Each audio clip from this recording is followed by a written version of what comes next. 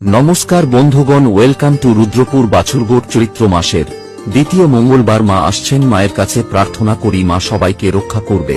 আপনারা সকলে আসবেন, ধন্যবাদ।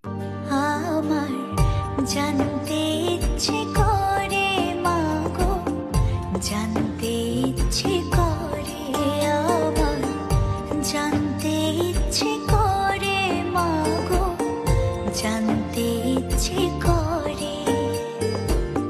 সৃষ্টির আদিতে লোকে ডাকতো কি নাম ধরে, তোমার ডাকতো কি নাম ধরে মাগো, জানতে ইচ্ছে